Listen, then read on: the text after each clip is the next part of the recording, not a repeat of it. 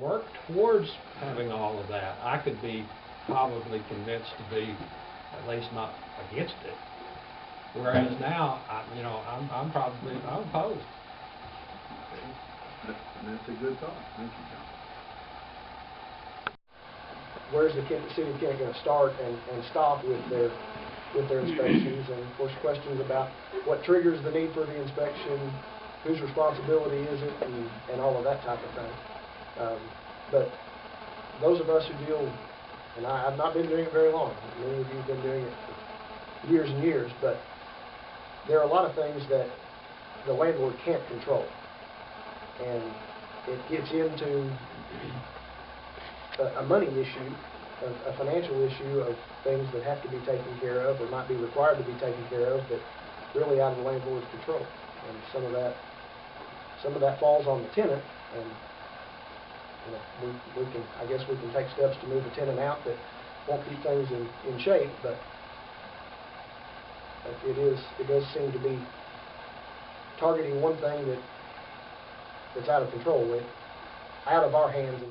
No, that's all right, I understand. But and I made this statement, it must be absolutely objective. You can't be something that's got a bunch of gray area in it, that what ifs or whatever else. If you got a good roof or it looks good, whatever, yes. No, period. If you got any holes in the floor, no, period. No, it's not that I need a new carpet, not that I need new floor tiles or whatever else. Because in the code, the only condemnable part is if you can see through the floor. If you've got obvious holes in the floor, you can see daylight and see the ground underneath. That is not fit for living. Because all kinds of animals, snakes, creatures, and everything else can crawl up through it. But the point being, though, that it's a yes or no. It's not a whole bunch of gray area in between. I feel the weak spot over there. I was in a house today. I felt the weak spot. If the floor was there, and it may fall in tomorrow. But I couldn't condemn that or reject that house because of that seemingly weak spot in the floor. Time at the city meeting or at the town meeting at night, you're supposed to get a list, and Mr. McVeigh's supposed to have a list to hand out. Is that correct? Yes. Okay. When we get that list, I don't know. I feel like this meeting here, we're not going to go nowhere because nobody really knows what the rules are yet. Once we get the rules, then everybody's going to sit down on that and work. We're working on trash right now. Last night in the paper, some of the pictures was the worst stuff you could see in houses, which I'm aware it's in town. I've looked at houses. I've bought houses that look like that. Victor hadn't been there long, but the other ones went in and seen what we redone. And like some of the others said, we try to get them up to par for people to live in, to make them livable situations where people have a house, have a roof.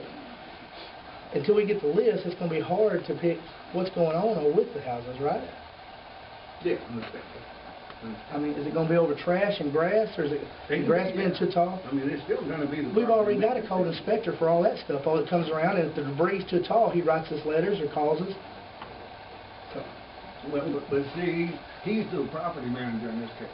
Right. When do you go by and look and see that the grass is too tall with the trash is stacked out back? I drive by every month because I want to collect my money, sir. Well, I mean, but that's the Excuse point. me, I mean, not every month. As far as I'm concerned, he should never have to call any one of you about any of your property. If you care about it and take care of it and look after your tenants. But when you're renting it, What good to do? Tell them. What good to do? It just goes in one end and another. Got one right now trying to make moves. Go down there and look at his yard. Victor done been on Victor about it. Where's it at? Going to go to court. It ain't went nowhere. And we've got off of these landlord issues and trash issues and tearing up carpet and stuff. And those are landlord issues. And I'd like to get back to why we're here. And the checklist, once established, we're going to deviate from that checklist when you go inside, we're going to have input. We're going to see the checklist before it goes before the city council for a vote. Yeah. Okay. What's this going to cost?